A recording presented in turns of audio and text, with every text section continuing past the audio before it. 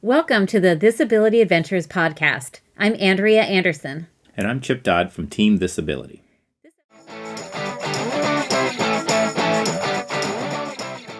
I am Andrea Anderson with Team thisABILITY, and I am here with Team Adventure Addicts. They just finished the Endless Mountains 5-day adventure race in Pennsylvania. And so did Team thisABILITY. But as you might know, Chip and I were on different teams this time. And so we're going to do this race ramble with his team first. And spoiler alert, they won. Or let's just say they won the race within the race within the race. In other words, they beat Team thisABILITY. And we're going to hear all about it. And I want to have themselves introduce who they are first and give us your name, where you're from, and a brief history of your racing. So I guess, Chip, why don't you go first? Okay, so Chip, usually from Team thisABILITY, this time Adventure Addicts, which is way faster than thisABILITY. I first raced with Adventure Addicts in Bend, Oregon. Actually, it was my second expedition race, and Michelle and Paul and Jeremy asked me to join the team to fill a slot. I was scared to death. And but at the end of the day, we crossed the finish line and had a great time. And I've always looked forward to racing with them again.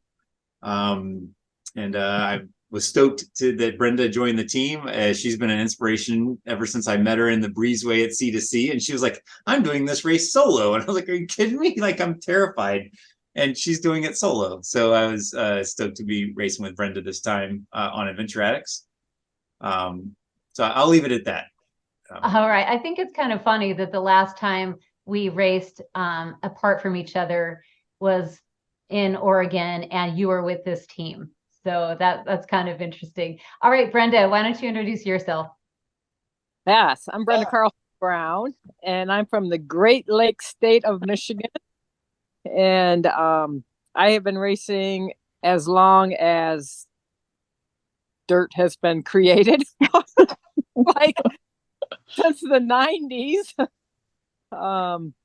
Yeah, my first expedition race was back in the 90s. And so it's been great to be able to keep racing and hopefully to keep on racing. And like Chip, I've always wanted to race with Chip and to race with Michelle. And I got to meet Paul and I really enjoyed racing with him. And it was a great honor to race with this team. I really had a great time. So I can't wait to talk about the race experience.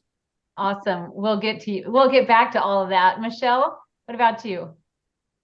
Yep. So I'm Michelle Fauché. It's not Fokker, by the way. It's Fauché. Oh, no. Yeah. I guess I was the team captain for this one. I started Adventure Addicts Racing back in 2012 with my buddy Andy Bacon. We put on races ourselves here in Virginia. But I've been adventure racing since, probably 2003, 2004, and just fell in love with it over the years. This Endless Mountains was my 10th or 15th or 20th expedition I've done. I raced with my good buddy Paul on this one, and we were putting a team together. And of course, I'm doing Africa with Brenda coming up in October. So it just made sense to try and do this race with her. So that's kind of how the team came together. And then we asked Chip to join us to round out the team, because at the time he was not planning on racing with Team thisABILITY. So we kind of poached him, Team thisABILITY, and it worked out really well and in our favor. And we had a great time. And I'd love to race with everybody again down the road. We had a great race. So, well, you can't keep him. But anyway, Paul, what about you? Where are you from, and what's your racing history? Yeah, so you can have Chip back, Andrea, by all means. But thank you for letting us borrow him. So I've been doing adventure racing probably about 15 years and worked my way up from local races to ARWS races. And this was my 5th expedition race. And After every race, I'm fairly convinced that I'm retired until Michelle drags me back out of retirement to have fun and play in the woods again. So, yeah, love this team. Thrilled to be a part of it and to get to spend time with everybody, and really looking forward to this conversation tonight. Thanks.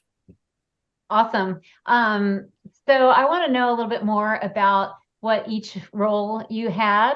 And I guess, Michelle, since you were the team captain, why don't you tell me about the roles the teammates had, and how did you decide who would do what? Yeah, so we kind of decided, we talked a lot before the race. We had several conversations, which is always important with these type of long events. You want to definitely sort out the roles and the goals ahead of time when you're doing big expeditions like this. I kind of took on the role of team captain, something that I've sort of done a lot of. It's sort of pretty natural to me. Obviously, we were racing under Adventure Addicts Racing, so it seemed like a fit. The thing with this team that was a little bit interesting is that we had a lot of navigators on the team. We're all pretty obviously competent at navigating. Chip and Brenda are very, very good navigators. Not to say that Paul isn't. But that was really the thing that we had to sort out, was who was going to do the nav on the different legs of the race, different sections of the race. And then, so I was the captain, and we figured out Brenda and Chip would do a lot of the lead nav. Paul helping out as well. Paul tends to be, he's very positive. Overall, I've raced with him a lot over the years, and I knew that he would be that great teammate that would help everybody out, lift everybody's spirits, have those pep talks when everybody needed them, which I think he did on the course. And then Chip also played the role of Sherpa a little bit, carried some gear for us when we needed it, extra gear when we were, slowing down or maybe struggling on the course. Brenda had some blisters that we'll probably talk about a little bit later. So he's definitely helped out with that a lot as we went through the race. Awesome. So I'm just wondering and just curious, like, how I know you guys know each other. Chip and Paul and Michelle have raced together, but it was a long time ago. And we've raced side by side to Brenda quite a lot. But I'm wondering, like, as a team, how long did it take you to really feel like you were working as a unit? And how quickly did you feel like you were just really moving along and getting along and knowing what to do? Did it take long? I guess I'll ask Paul. Sure, I'll start. It didn't take long at all, and it happened before the race even started. That prep work that we were talking about, the conversations that we had going into it. This is a highly experienced team. I think between us, we all probably total over 50 or 60 different expeditions. So there was a ton of confidence in one another. There was never a doubt that we had conversations about injuries going into it. I was dealing with some injuries, as was Brenda, in particular, both of us. And, Chip and Michelle were so supportive in the run up to that. And we had plans and alternate plans. And we just knew that everyone was going to get to the start line in the best possible condition. And then we'd deal with it from there. And we did. It was never a question. So for me, I have raced a lot with Michelle. I've raced with Chip previously. I had not raced with Brenda, but I had been at races where Brenda was, and she's amazing. And I just knew it was a good fit. And we had that since before the start line, and we headed out, that I felt like we were a well-oiled team where everybody knew what they were supposed to be doing and taking care of themselves. And then as soon as they had the opportunity to help somebody out, they did. No questions asked. They just saw that opportunity and did it. That's really wonderful. I think some of that does come from experience, and you guys have a lot of it. I also know you guys had some Zoom calls before the race, and I think more so than my team did. Kind of wonder if we should have had some more.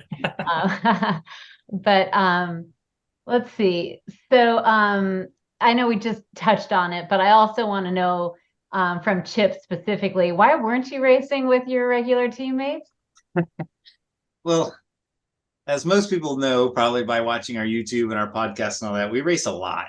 And we're going for 6 expeditions this year, which is, a lot. I mean, it's more than we've ever done. And this is in addition to all the little races, meaning anything that's like less than 3 days. And so I basically, I wouldn't say I burned out the teammates, but most people just, they can do 1 or 2 a year, but they can't do 6. And so as I wanted to do endless, I can drive to it. I love Rootstock. They put on great races. But as I was asking the teammates, they're like, no, we're already doing Africa. We're already doing this. We're already doing that. We can't do another one. And I think that's when Michelle saw that, like, wait a second, thisABILITY is not at endless. Like, that's weird. Hey, Chip, do you want to join? And I was like, yeah, because my teammates can't do it. We're already doing C2C, or we're doing these other races. And then I think Lewis, who we did Worlds with, and we're doing Worlds with again this year. He was like, hey, Chip, would you mind if we set up a team thisABILITY? I want to do this race. And I was like, yeah, absolutely. Race under our name. And then he's like, hey, what about a navigator? And I was like, you should call Jason, who we raced with last year. And then and Amanda, who we did Paraguay with. And then all of a sudden, and then there was a 4th slot. And that's Andrea. I think that's when you were like, you had a little bit of FOMO and they're begging you to come on the team. And then I was like, oh my God, are you kidding me? Really? I am racing against Team thisABILITY. But I figured it adds some drama and some mid-pack, tension. It was great. I think it all worked out. So what was it like racing without me? Oh, it's terrible. Oh my gosh. So the time. Absolutely. Andrea, he asked me to cuddle every night. Oh, I don't know. Well, did you? He was always thinking about you, Andrea. Always thinking about you. So he's a keeper. Well, I do think that we're pretty good at adapting to different teammates. Like, there's not many races that we have the same teammates even twice in a row. So I didn't expect him to have a bad experience just because I wasn't there. But I need to ask the same question of Brenda, who usually races with Barb.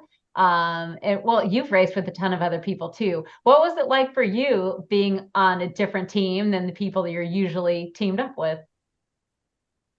Well, I think you hit it on the nail. Actually, I raced with a lot of different people, so it didn't seem out of sorts. I have raced a lot with Barb, but I've also raced a lot with just a lot of people, even in different countries, people, teams that I'd never even met before, and so it seemed pretty natural, seemed pretty normal, and having the Zoom calls and getting to know each other in the Zoom calls are always helpful. And then of course racing alongside and against the teammates. So I kind of had a feel for them. So it was exciting. I couldn't wait to do it, and my expectations were blown away. Once I did, once we did start racing, it just blended so well together, and it just worked out really well. That's wonderful. Michelle, let's go to you. I'm wondering now, let's talk a little bit more specifically about the race itself. And I'm wondering about your strategy. Like, what was your overall strategy? And did you have a plan ahead of time? And how did that go? Yeah, so we kind of knew ahead of time that we weren't going to clear the course. I think that's the big thing with these races, clearing the course, doing the full course, and not. We just kind of decided that it was probably a little bit out of our reach to do the full course. And I think we were right. We would have needed another day or two to get all of those optional checkpoints out there, particularly on the trekking legs. Our strategy going into it, with that said, we're a strong mountain biking team. We knew that ahead of time. And so we really tried to go after as much of the mountain biking points as we could, depending on the timing and how we were doing throughout the legs. And we pretty much stuck to that overall. I think by the end of the race, we could have gone a few more points on the bike. But it was tricky because of the timing, because of the paddling, some of the time estimates, that we were looking at, ended up being a little bit different than what we had planned. But I think we stuck really close to our overall race plan in general. Sleeping was another thing that we talked about a lot. Sleeping a certain number of hours, when we were going to sleep. That ended up becoming a little bit challenging. Brenda had a hard time sleeping early on in the race, which, maybe she'll talk about with some blisters and things that she had. But I think overall we stuck pretty well to our plan, I think. And we didn't really have any sort of goal as to placement and, how well we wanted to do. We wanted to finish in the top 10, the top 15, whatever. We really never talked about that. It was more about, let's just get through the course. Let's make the cutoffs. Let's get as many optionals as we can, sleep as much as we can. Let's just stay healthy throughout the race. Yeah. When you say make the cutoffs, you're talking about self-imposed cutoffs, right? Like there was no official cutoff. There was one suggestion later on in the race. How did you keep track of that and decide which points to go to and which not? And I see Paul smiling. So why don't you answer the question for us? Well, Andrea, thanks to your awesome schematic that we used. We hired a data consultant and outsourced that work for us. I had to change a flat tire to get that, but yeah, we're good. Yeah. So if you're listening to the podcast, I didn't plant that question so that you would, say how great I am, but I made a chart in Excel and I had all the numbers figured out and I was not going to share it. And then one day I walk outside the door and my tire's flat on my van. And of course, Chip is a handyman. And so I gave away my schematic in exchange for a fixed tire. No tire iron, nothing. It's like, bring it to the warehouse. I'll fix it. But I want the schematic. Anyway, it was all friendly. I probably would have given it eventually. But so that being said, using my schematic, how did you decide what you had time for and what you didn't? And you already said you were a strong mountain biking team. Maybe that helped. But Paul, what made you decide to go for a point or not? When did you decide to cut things? So we stayed full course for a long time, and certainly through Wellsboro and the hotel and talking to Brian Gatens on the dark zone, we were full course. And through that whole leg B and into C, trying to think, did we go short course, guys, on E? Was that the first time? No, on C. In C, in the Pine Creek Gorge, we left the points up top back on the rim and took the rail trail into the T. Yep. That was the first time we abandoned, which that was after night 2. So we had a full 2 days going full course. And that was kind of our plan. Stay there as long as we could. Certainly the rain and some of the conditions slowed everyone down, I think. And then we just kind of pivoted from there. But I invite others to jump in because I think we did make conscious decisions and had a game plan of how this would work. And intentionally for us, we wanted to save our feet, given how wet they were, and try to limit that. And then throughout the rest of the course, we made decisions based on our feet and our own health, which points we were going to go after and which ones we were going to let go.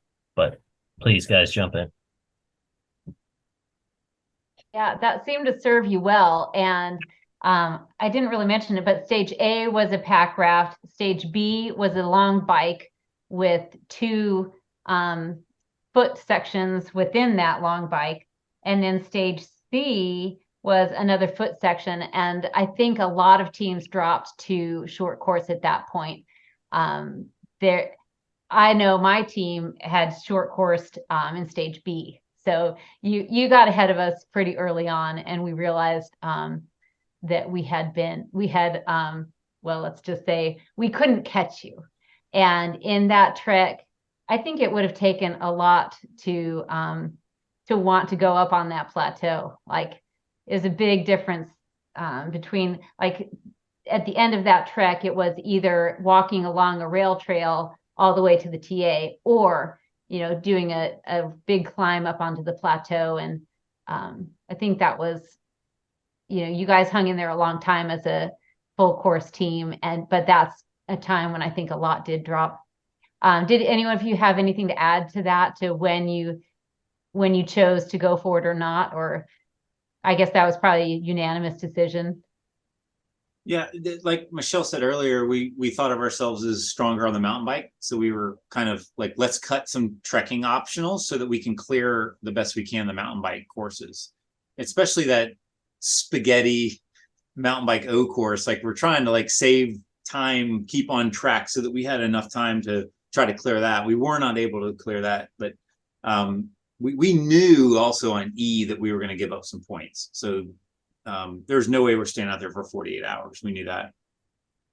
Yeah. I think Michelle did a good job of, like, I just want to go after every CP, and Michelle did a good job of saying, no, we've got to give something up and get, progress through the course. And like, okay, darn it. But she was right. I think we managed our time well. Right. Yeah, that C trek, up on that plateau, man, that was burly. I mean, I know teams were up there for hours. People couldn't find points. I mean, I think that would have it would have been the race for us if we had gone up there and done that. I think it would have been a very bad decision for us. So I think we made a very good call skipping the plateau after we got through checkpoint 33 on that trek and came in on the rail trail. Sounds like a lot of other teams realized as well that plateau was, those points on C were really for the top 5 teams, top 6 teams, I think. And so I think we definitely made a good call trekking into the TA and getting on the bike as early as we could. Yeah. Yeah. It seemed like a good decision. And I know, you had to continue to make good choices like that to do as well as you did. But so let's move on, though, to our highs and lows. And you've alluded to Brenda having some blister issues. So let's hear about it, Brenda. What were your highs and lows?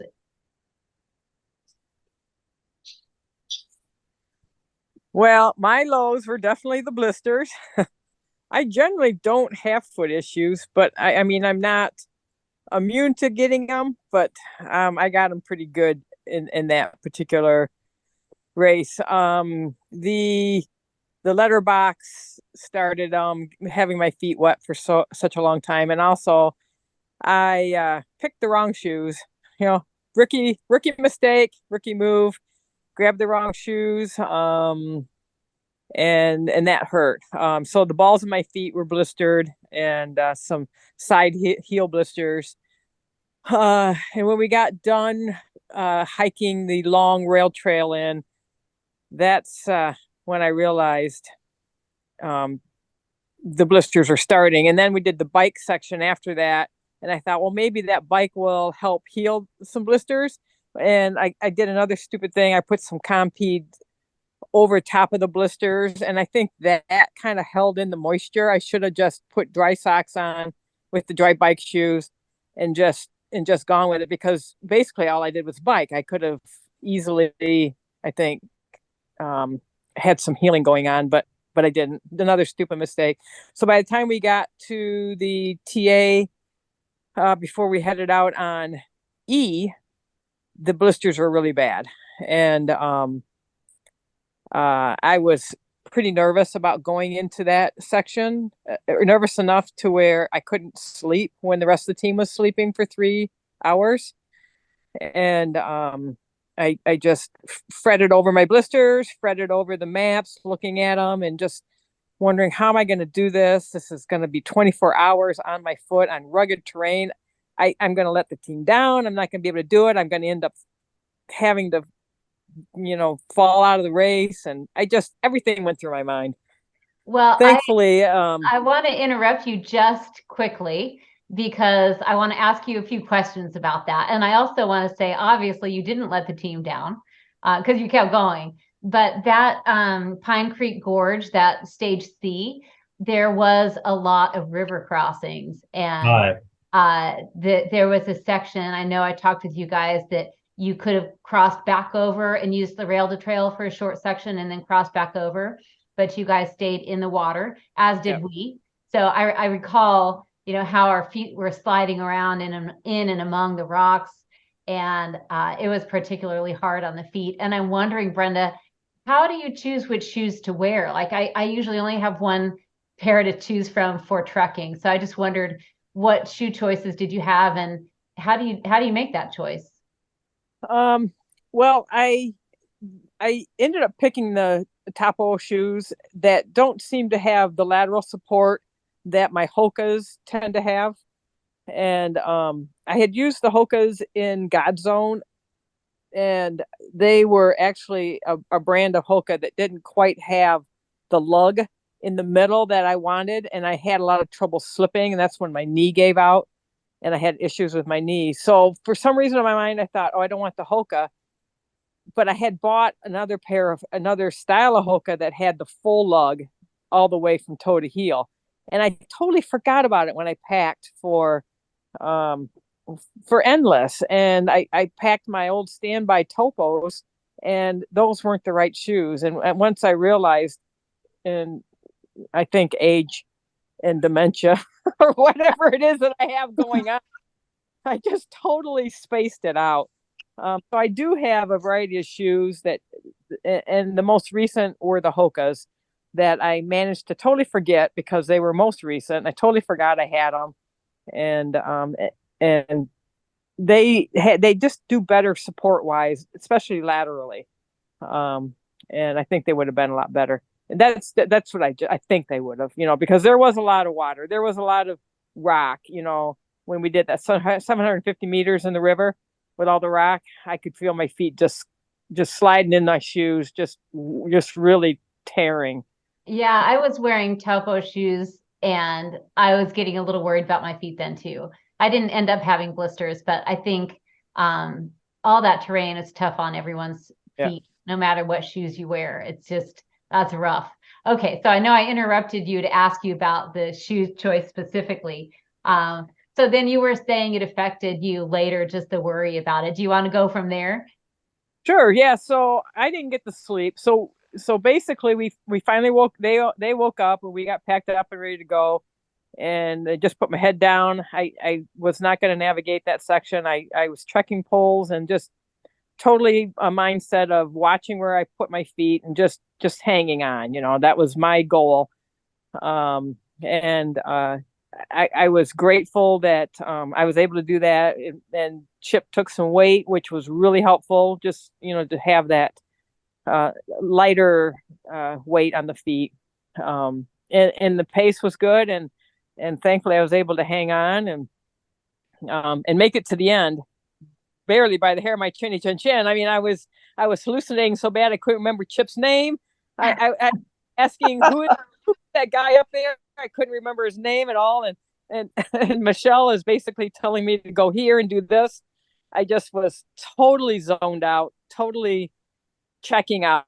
My brain was shutting down. And thankfully it was our last checkpoint and they could put me down to sleep for 20 minutes before we did the last road trek into the TA, where I got 4 wonderful hours of sleep that energized me perfectly to the finish line. It was just wonderful. It was like Christmas. That's awesome. So what would you say your high was?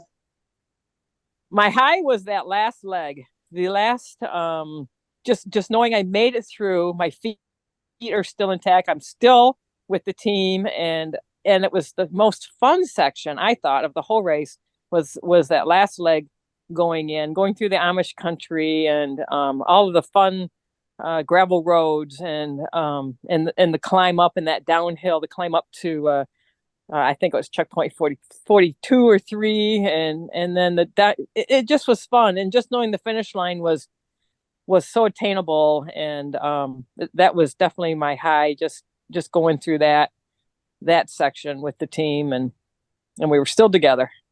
Yeah, that's great. Okay, I guess I'll ask Chip next. What were your highs and lows? I agree with Brenda. I think the last day, one of the things that was really interesting about this race has never happened to me before. It was like the dinners leading up to the race. We had 2 dinners, and all of the mid-pack friendly teams were having dinner together. And then during the race, we kept leapfrogging each other. It didn't matter when we decided to eat food or leave TA. There's Adventure Enablers, there's the Enabled Tracking, there's the Wildlings, all of our friends that we've like basically mismatched all of these teams where we're all competing against people that we've been on teams before and all that. It was just like amazing. But that last little leg going to the finish, all of these same teams that have been leapfrogging each other the entire race are like in this mad dash for the finish. And it was just so much fun. The weather was great. Everybody on the team was feeling strong. We came in before all the others. That was like really fun. Even though they had more points, it was like the mad dash for the finish. Who can make it to the finish first and collect all the checkpoints? That was my high. I guess my low was when Brenda was having the most trouble.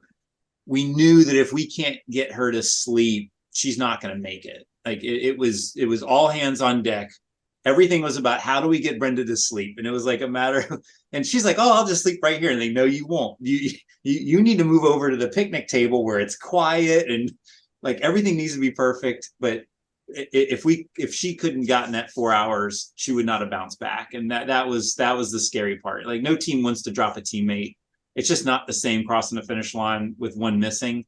And so I was just really glad that we came together to help her through that. And then of course she bounces back and she's like Energizer Bunny for the last couple of days of the race. And you know, it's like Brenda's back. This is awesome. So I guess that was the low for me. Yeah. All right. Michelle, how about you? So the low, it was definitely a little scary with Brenda there on that Truckee, you know, as Chip said. You know, as we finished that leg, we kind of knew, man, we gotta do something with it. We gotta let her sleep. We gotta stop. We all, you know, the 3 of us kind of talked about it. We could see her sort of slowly just shutting down, and we were concerned about her being able to finish, and we just sort of said, you know what, we've got to, it doesn't matter how long this takes in the TA. If she needs to sleep 6 hours, then that's what we need to let her do. We kind of tricked her into sleeping, actually, which is kind of great. We also gave her a beer at the TA, which put her to sleep. Where did you find a beer? Can't talk about that. That was great. So you know, I think from a team perspective, that was a little tricky, and I think we worked through it really well, and she came out obviously really well, and we just said, this is what we got to do. We all got a good rest at that TA. For me, the low was definitely actually the last leg. Everybody loved it. But that night up until dawn, I don't remember any of it. I have absolutely no recollection of it all. I was completely sleep deprived. And it was a bit scary. I sort of have these visions and like flashes of me riding my bike and then falling asleep and then waking up and falling asleep. And that was a really rough night for me. I think I know I slowed everybody down quite a bit. So that was not fun. You know, when all you want to do is sleep, I mean, it's so painful. All you want to do is close your eyes and sleep, and you can't. There's nothing, God, what a horrible feeling that is. You know, I think everybody knows that. So That was rough for me. But that last bit of that leg, when I woke up and the sun came up on that single track, yeah, that was awesome. We were all awake and moving and hustling, and all those teams were jockeying and going back and forth trying to find those checkpoints. And as we rolled into the finish, that was definitely a big high on Saturday morning, for sure. I also loved leg B. Particularly, I thought it was incredibly well designed leg. The first big bike leg, I thought it was one of the best bike legs I've ever done in an expedition. In terms of the design of it, with the trekking in the middle, the length of it, there was a variety to it. I thought it was fun and interesting. The whole leg, I really, really enjoyed, even though it was very long. It took us over 24 hours. To do that leg. I really enjoyed that bike leg.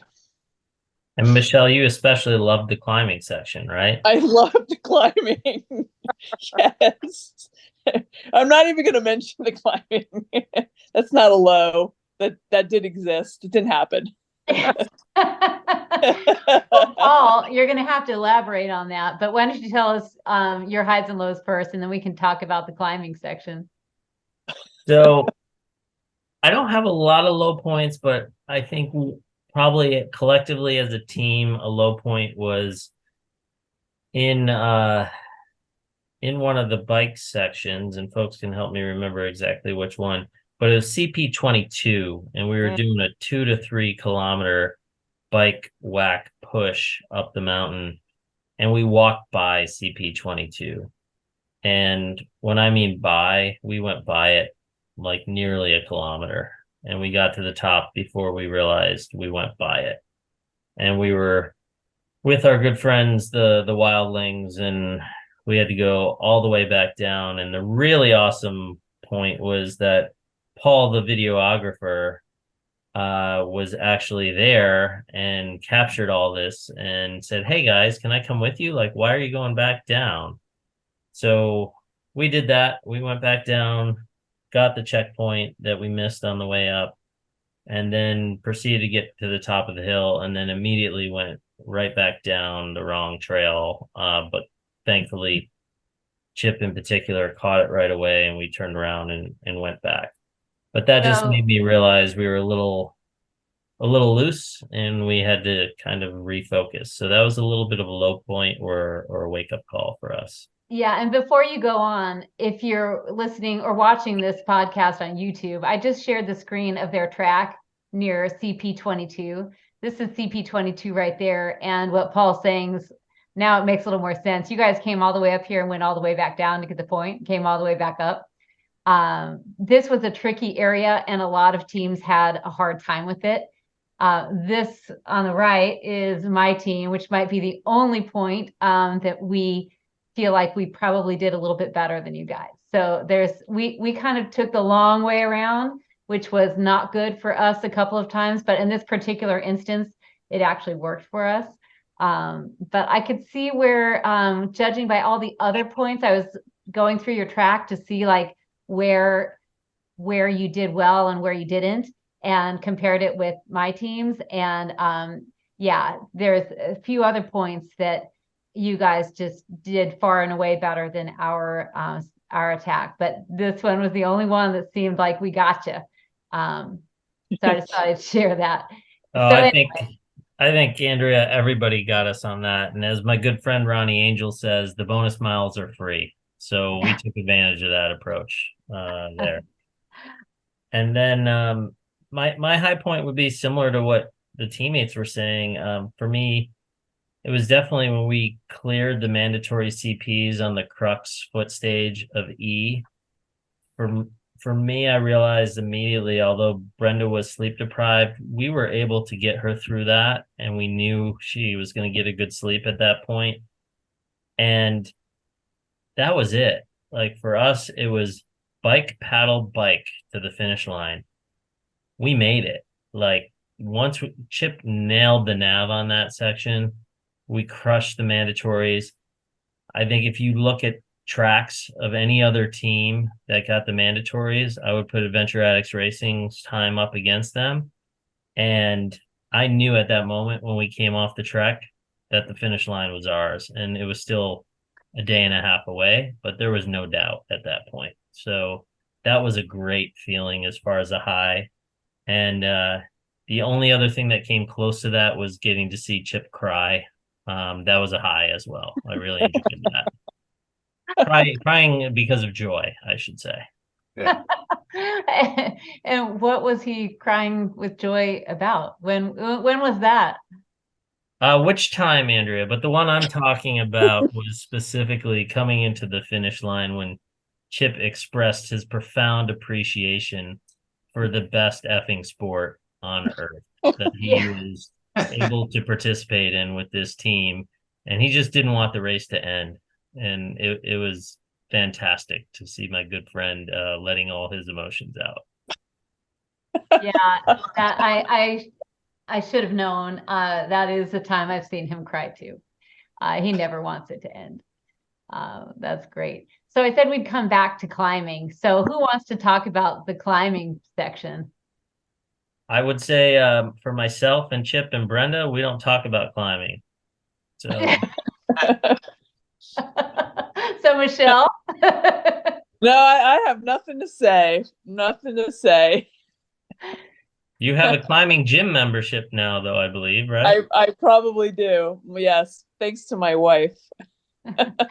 Well, maybe I'll pass the mic over to Chip because I saw his GoPro footage in Randy's video, maybe in another video too, but I know he had a camera on his helmet and I saw a few moves that looked like he knew what he was doing. So how'd that go, Chip? I mean, I was excited that there's rock climbing in the race. It's a, it's a tough thing to blend into a race, especially if you have volunteers there that are, top roping you and all of that. So I was really stoked to see that they had it in there and that there wasn't a dark zone and teams could go through and do it.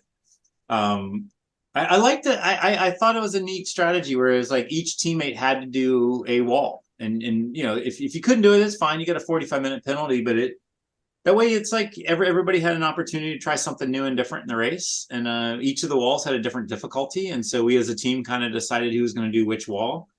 Andrea, me and you are big past rock climbers, so we know the moves. We haven't done a lot of climbing recently, but the one was a 5.9, and I was pretty confident I could do it. We did choose to bring rock climbing shoes, which helped a lot. I know Brenda's a big climber, so she had shoes, and so any team that tried to do it in rock or regular running shoes, I think would have had a lot more trouble than we did with the rock climbing shoes. Because they were not easy routes. These were, even though you had top rope and they were kind of taking a little bit and pulling you up, using running shoes on rock climbing would have been a bad idea. I was also glad that it didn't get rained out. They were talking about if it rained that they would have had to cancel the rock climbing. Then the other thing is, like, while you're climbing, you're also in this little boulder scramble area where they had hidden some checkpoints and little caves and little nooks and crannies with this like handwritten bouldering map. And so that was kind of fun to scurry through there. So I don't know, all in all, I thought it was a really good experience. We were there also with enabled tracking, our prior teammates, Brent and Sam and Mary. And so it was kind of fun to be there with them and kind of hanging out because you're waiting on somebody to rock climb. It wasn't like we were really racing at that point. So I don't know. So that was definitely one of my highlights. Yeah, I think for me, it was a reminder that it is quite a lot harder to climb out in the world as opposed to the gym. So I thought the ratings seemed hard, but they probably weren't. I was just comparing them to the gym. But we also were not there with other teams and didn't have to wait at all. But I guess you were there with another team. Did you think that was a hindrance at all? Or like you said, it was just kind of fun to be there with another team? I didn't feel like we had to wait long. I think we kind of wanted the break also. It seemed like everybody was just enjoying themselves. But I didn't feel like it was a burden that we had to wait. Yeah, I really liked how they put something unique in there in the middle of a long leg. I thought that was pretty special. So let's talk a little bit about navigation. We're kind of running out of time. These go so fast. But with so many navigators on the team, did you have any difficulty with that? Was that ever a hindrance that there were so many, or that just only helped you guys? And I'm going to, since I already kind of brought up that one screenshot where you didn't do so well, I'm going to bring up a screenshot where you did great. But what about that? Was there ever a time when you guys disagreed, where you guys thought you were right and the others didn't? Tell me about how you managed having so many navigators. Brenda, you want to talk on that since you were one of the leads a lot of the time? Yeah, sure. I thought the navigating was really smooth. When we started, I think I led navigated in the water, and then I can't remember who I think Paul and I navigated the next section, and then Chip jumped in where he was needed, and we just transferred navigation so effortlessly to where it was needed. There was like I totally had to bow out, and I would have been totally useless. And so it was good that they could, Chip and Paul could jump in there, and they did really well. And I just think it transferred, and navigation was smooth. Maybe Michelle as somebody else, maybe Michelle can touch better on it, or her view as the captain. But from my perspective, it felt like it was very smooth. So the screenshot I pulled up here was on that stage E, and it was the points that are showing are between 40 and 41. It was pretty much a bushwhack if you went the way your team did, and the way my team did was a very, very long way around. I don't know that anyone else did what we did. I know that Chip was particularly proud of that bearing that you guys took. So that's why I brought it up on the screen. So do you have anything to add, Chip or Michelle? Was there ever a time you had to break a tie and say, no, we're going this way? No, not really. I was very, very confident in everybody's nav. I honestly, I kind of stayed out of it. I think I just, we all decided before every leg who was navving, looked at the maps ahead of time, sorted out a game plan, at every TA before we left. And I just kind of let, for the most part, I let the three of them go at it. And then, obviously when Brenda on the E, Chip did a lot of the nav on that E leg, and he was just outstanding overnight in the dark. Just spot on. It was amazing. And I never had any doubt in any of them for the entire race on the nav. It was really, really well done. That's so great. Andrea, if I could just mention one thing that I thought really served us well, in addition to what Brenda and Michelle mentioned. In stage C, with the letterboxing in particular, we spent a few minutes before we headed out going through the written directions, and then Chip and I read that and transposed the points onto the actual map. So in doing that, it made complete sense. And then after we got each point, I would read to everybody the oral instructions, and then we would use the map to kind of confirm where we are and where we're going. We talked to several teams that didn't do that. They just headed out with the letterbox oral instructions, and they hadn't plotted points on their map, and they were completely hosed as a result. So I'm really glad that Chip and I took the time to do that, and we weren't planning to do that, but it's something that made sense to us in that moment, and it saved us a ton of time that we knew exactly where we were that whole time. But we loved the letterboxing exercise because we kind of figured it out and made it our own. And so I hadn't heard that term before. Now I understand it, but if you're listening and don't know what that is, it was basically, instead of putting the point on the map, it was just a series of written instructions on how to find it.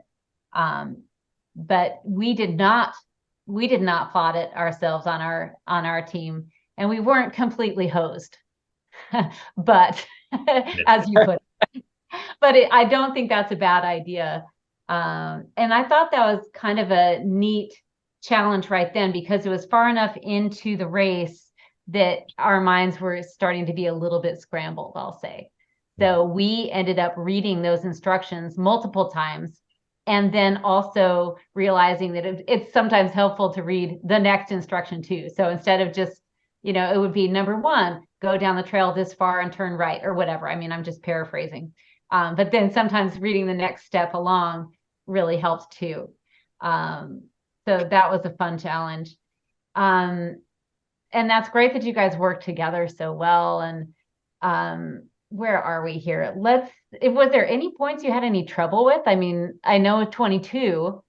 I looked at your track, and the only other one I thought maybe was tricky for you guys was number 16, which was tricky for a lot of people. That was at a waterfall and sand flats. Am I saying that right? I would say that Chip nailed 16. We went to drop our bikes up top, and then we came down the waterfall, and it seemed like every team was heading the wrong direction downstream to look for it. And Chip immediately identified that we go upstream 150 meters and it will be there, and it was. So our track, I could see that, because we had a challenge about where we were going to leave our bike and how we were going to leave that area after we got that point. But it wasn't a problem with finding CP16 for us. Gotcha. So then leaving that point, did you have trouble, or did you even look? You probably looked like we did for the trail that went north and just didn't seem to exist. Do you remember that? Mm-hmm. And I mean, we spent a fair amount of time trying to go up that way. At that time we were along with Al, who was one of the 30-hour racers, and I know that he went north and stayed north. So he must have been, hiking his bike over some pretty significant sections of. It was just kind of bouldery and jumpy, and it took us a long time to decide that the only thing to do was to go the longest way out, which I guess was the answer to the puzzle, because I think everybody pretty much did that. And if you didn't, you might have been hosed. But we went the same way you guys did. Yeah, and I talked to Brent after the race, and that was the intention, was to take that northeastern longer route out. Michelle rightly identified that if you whacked north, you were going to hit some out-of-bound roads, and it wasn't going to serve you well, and you'd probably go off the map anyways. But Chip, Michelle, you guys were involved in this decision. If you guys want to add anything there.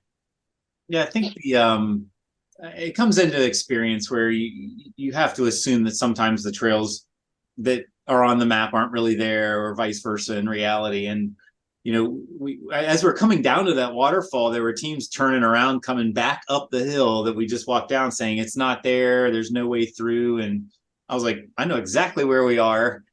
And these are good teams. They're turning around, they're walking back up the hill, and I was like, we're going to just bushwhack through this. I know exactly where we are. We're going to push through, and the team trusted the judgment, and we pushed through, and all of a sudden, boom, we're back on track, find the waterfall. And then like Paul was saying, we kind of figured out the puzzle. It was like, I think they just want us to ride the trails, and they wanted to show off the single track. And it was hard. It was wet and slippery and rocky and all of that. So I think they just wanted us to push through, and we just quickly made the decision, like, this is how we're going to do it. And we pushed through. And so we wasted very little time figuring out that point. But I think it comes down to just, again, this was our 4th expedition. And so at some point you've looked at the map so many hundreds of hours. It's like you figure out the puzzles a little quicker than somebody is their first time. Yeah. So we are actually getting close to the end of time, and we could talk about a few more things, but I don't want to miss kind of the bigger picture of really what motivates you to race. Like, why do you do it? I think that's kind of surprising to some people, and maybe you have something that motivates you that would be different than anyone else, but what motivates you? And leading into that, what's next for you, race wise? Anybody want to go first? Brenda, you've been racing maybe for the longest. What motivates you to keep racing and want to race, and what does it bring to your life? Well, I super enjoy the challenge, the navigation challenge, the terrain challenges. It's not like your normal race. It's not a flagged course, and that's what I really like. And I think I'm just a born racer. I just love racing, and I love the competition, and I also like the team aspect too, the camaraderie and within our team, and then also with the teams that I'm racing against. The finish line euphoria is it's so exciting and fun at the finish line, and then and to be able to physically do this kind of stuff, and that's just what really motivates me. And my next race is coming up 1st of August, the Expedition Colorado. Working on recovery from this one, and heading up over to Colorado for that 3.5-day race. Me too. I can't wait. That's so great that we'll be seeing you there. What about you, Paul? What motivates you to race, and what's next for you? So I'd agree with what Brenda said, but for me, it centers me and it makes me a better person, and I learn a great deal. I mean, you gotta check your ego at the door and accept the help and help others, and that's a great life skill, So, I learn a lot about myself, and it's a way to give back to my teammates, and you can accomplish so much together. So I like doing it. As I said earlier, I think Michelle has talked me out of retirement numerous times. So what keeps me coming back is Michelle drags me back out, and the chance to race with Brenda and Chip was an easy sell. I would do it any day again. So really, really love this team and had a blast. And do you have any races on your calendar right now? Thankfully, no. As everybody else on this call is going to Worlds in South Africa, I can say that Michelle and Brenda have asked me on numerous occasions, and I have successfully rebutted them. So I will not be going to South Africa for Worlds. And I have my next trip is a bike packing trip, which is very different than this. 117 hours with around 8 hours sleep, a bike packing trip. It's going to be awesome. That I'm going to sleep 8 to 9 hours every single night around a campfire with a flask of bourbon by my side. So that's my next event that's coming up. Oh, that sounds wonderful. It's amazing just how painful it really is not to be able to sleep. So that does sound wonderful. And I'm wondering, Michelle, are you able to sorry. share? That's okay. What motivates you to race? And what's next? Yeah, so I just love the challenge. Like Paul said, I think it makes me a better person.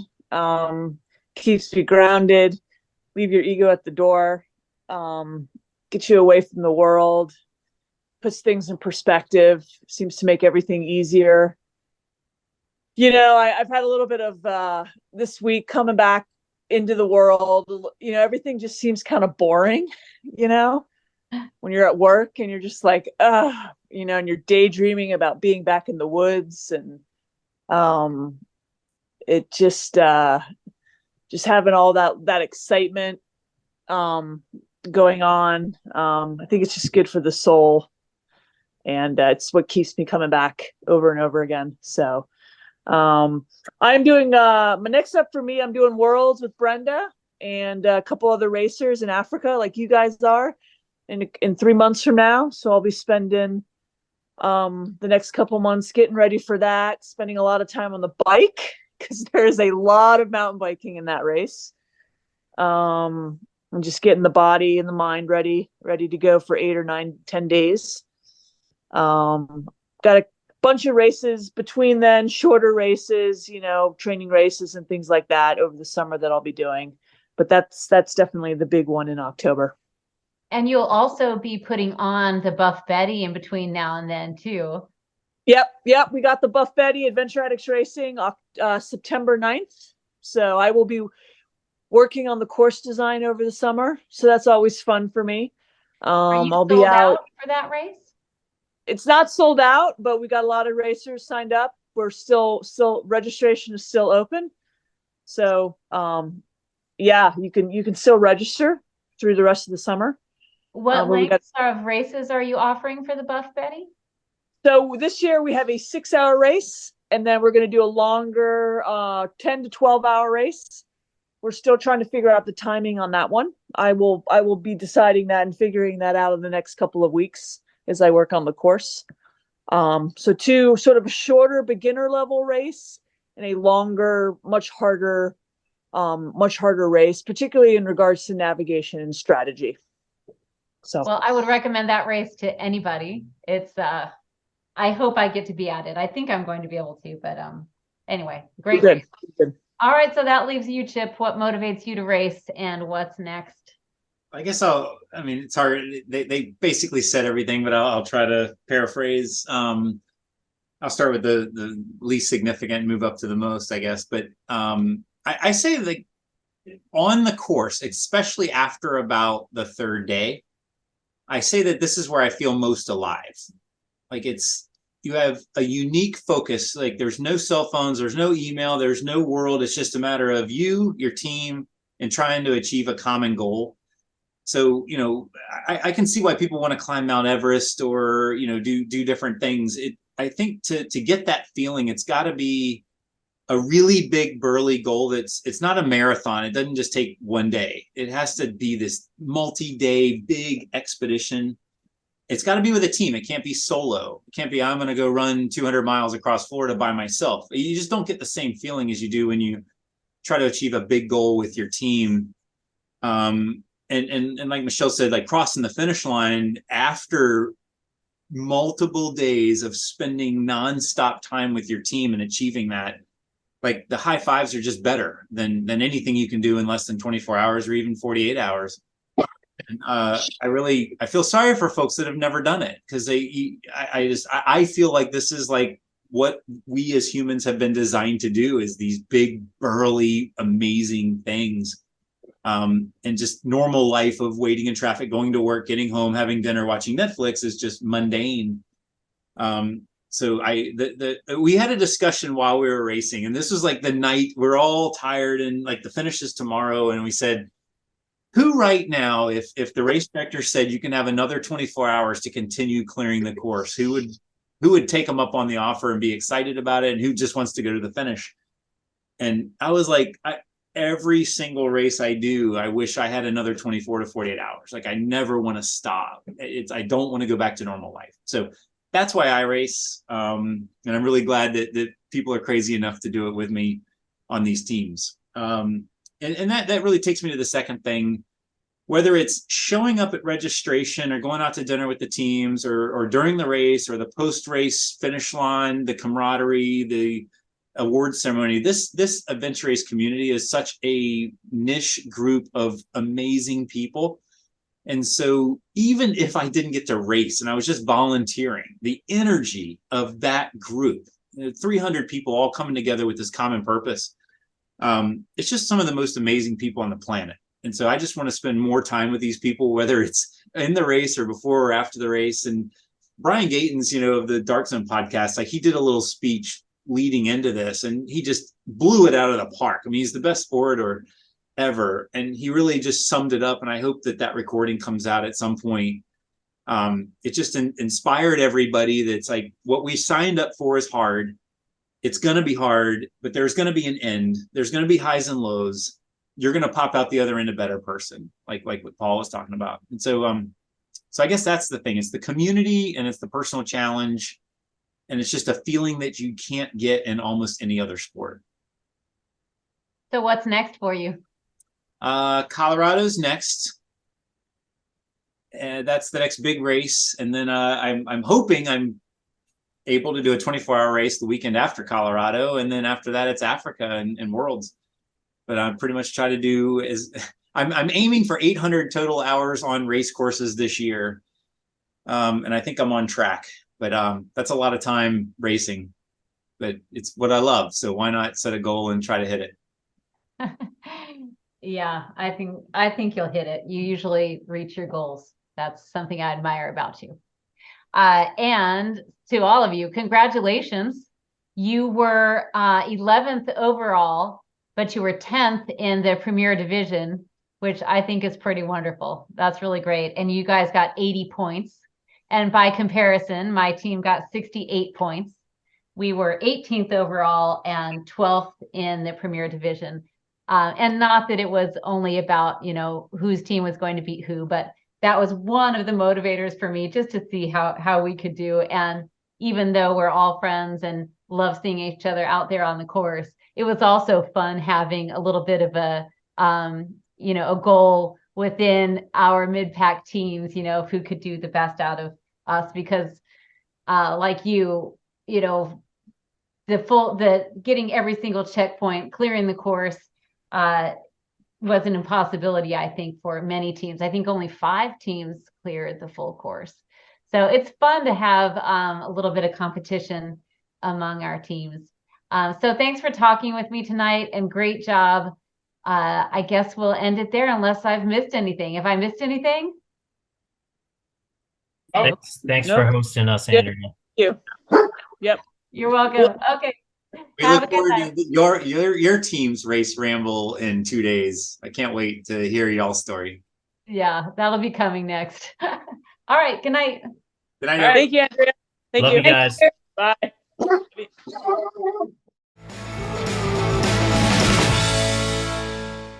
We hope you enjoyed this podcast. Please take a moment to leave a rating and a comment.